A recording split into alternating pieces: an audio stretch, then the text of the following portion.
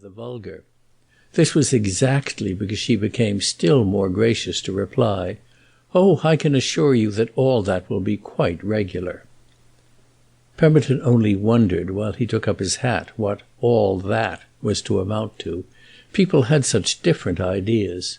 Mrs. Moreen's words, however, seemed to commit the family to a pledge definite enough to elicit from the child a strange little comment in the shape of a mocking foreign ejaculation, "Oh la la!" Pemberton, in some confusion, glanced at him as he walked slowly to the window with his back turned, his hands in his pockets and the air in his elderly shoulders of a boy who didn't play. The young man wondered if he should be able to teach him to play, though his mother had said it would never do, and that this was why school was impossible. Mrs. Moreen exhibited no discomfiture. She only continued blandly, "Mr. Moreen will be delighted to meet your wishes. As I told you, he has been called to London for a week.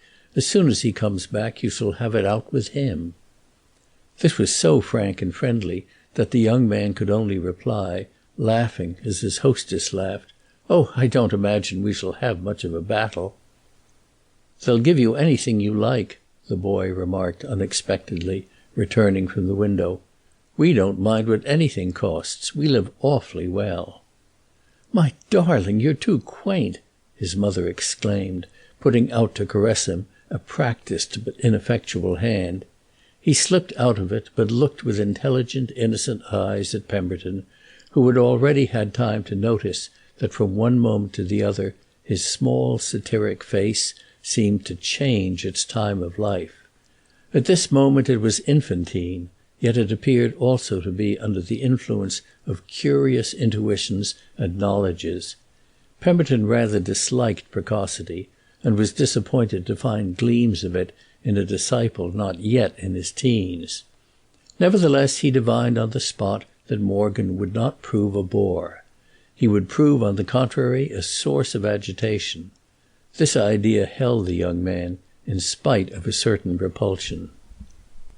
"You pompous little person, we're not extravagant," Mrs. Moreen gaily protested, making another unsuccessful attempt to draw the boy to her side.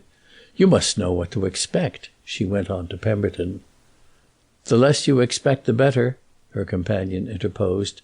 "But we are people of fashion." "Only so far as you make us so," Mrs. Moreen tenderly mocked. "Well then, on Friday. Don't tell me you're superstitious.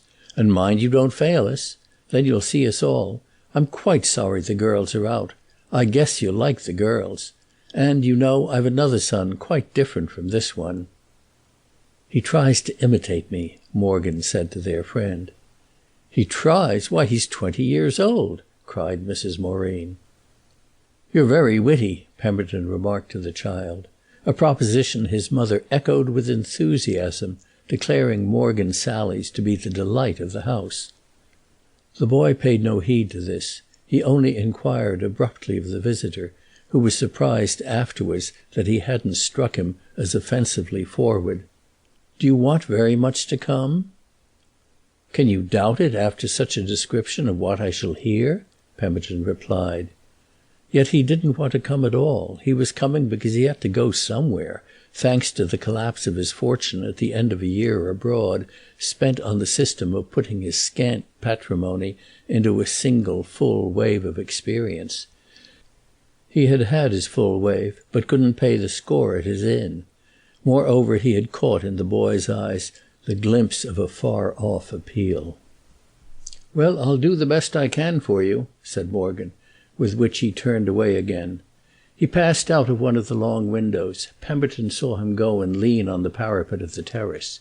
He remained there while the young man took leave of his mother, who, on Pemberton's looking as if he expected a farewell from him, interposed with, leave him, he's so strange." Pemberton supposed her to fear something he might say.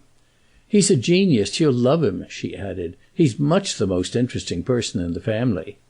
And before he could invent some civility to oppose to this, she wound up with, "But we're all good, you know." "He's a genius, you'll love him," were the words that recurred to our aspirant before the Friday, suggesting among many other things that geniuses were not